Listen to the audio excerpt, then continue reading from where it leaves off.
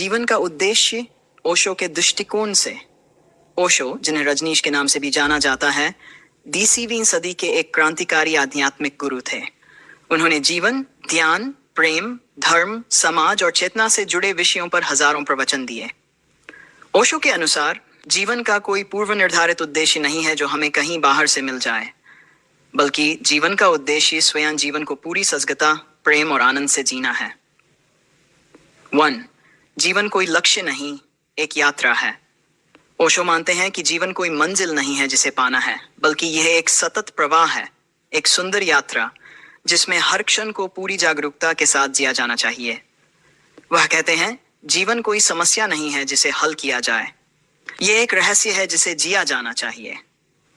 हम में से अधिकतर लोग जीवन को एक समस्या समझ बैठते हैं।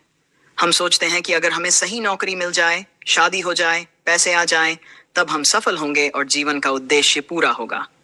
लेकिन ओशो इसे भ्रम मानते हैं।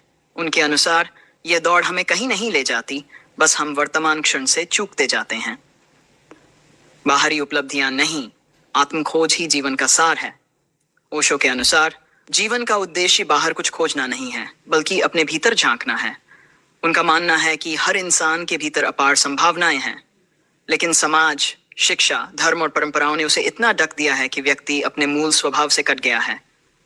ओशो कहते हैं, तुम्हारे भीतर ही सारे उत्तर छिपे हैं, तुम ही सवाल हो, तुम ही उत्तर हो। जब इंसान अपने भीतर उतरता है, ध्यान, मौन और आत्मनिरीक्षण के माध्यम से, तब वह उस शाश्वत शांति, आनंद और प्रेम का अनुभव करता है जो जीवन का असली उद्देश्य है। ध्यान, जीवन को समझने की कुंजी। ओशो ने ध्यान को जीवन का केंद्रीय सूत्र माना। वे कहते हैं कि ध्यान के बिना जीवन एक यांत्रिक क्रिया बन जाता है, जैसे रोबोट की तरह जीना। ध्यान से व्यक्ति अपनी चेतना को जागृत करता है और जीवन को उसी रूप में देखता है जैसा वह है, बिना किसी पूर्वाग्रह, बिना किसी द्वेष या लालच के। ओशो ने अनेक ध्यान विधियां दी, जैसे dynamic meditation, Kundalini meditation, Nadabrahma, Vipassana आदि। उनका उद्देश्य था मनुष्य के भीतर छिपी ऊर्जा को मुक्त करना और उसे पूर्ण रूप से वर्तमान में लाना। प्रेम, जीवन का सहज भाव। ओशो के अनुसार प्रेम कोई संबंध नहीं है, यह एक अवस्था है। जब व्यक्ति अपने भीतर पूर्ण होता है, तब उसे प्रेम स्वतः बहता है।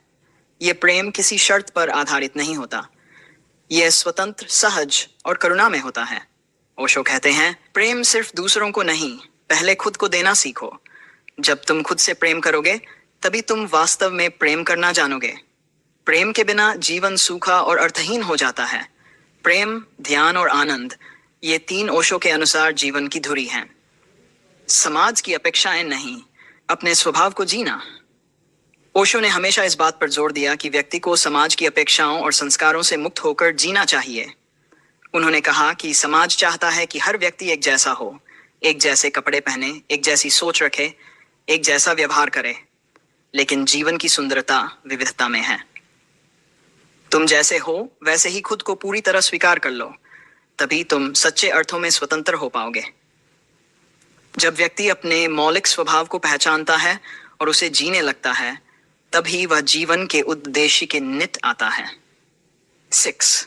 अहंकार का विसर्जन। ओशो मानते थे कि जब तक व्यक्ति मैं की भावना से ग्रसित है, तब तक वह जीवन की गहराई को नहीं समझ सकता।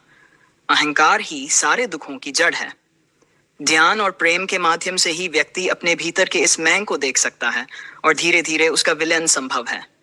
जब अहंकार समाप्त होता है, तब व्यक्ति प्रकृति से, अस्तित्व से एक हो जाता है। वही जीवन की पराकाष्ठा है, आत्मबोध की स्थिति। उत्सवधर्मिता, जीवन एक उत्सव है। ओशो का जीवन दर्शन एकदम सकारात्मक और उत्सवपूर्ण है। वे कहते हैं कि जीवन एक उत्सव है, उसे दुख के रूप में मत जियो। उन्होंने हमेशा नृत्य, संगीत, कला, हास्य और आनंद को जीवन का अभिन्न हिस्सा माना। उनके आश्रमों में ध्यान के साथ साथ संगीत, नृत्य और रंगों का भी उत्सव होता है। जो व्यक्ति नाच सकता है, गा सकता है, मुस्कुरा सकता है, वही जीवन को जान सकता है।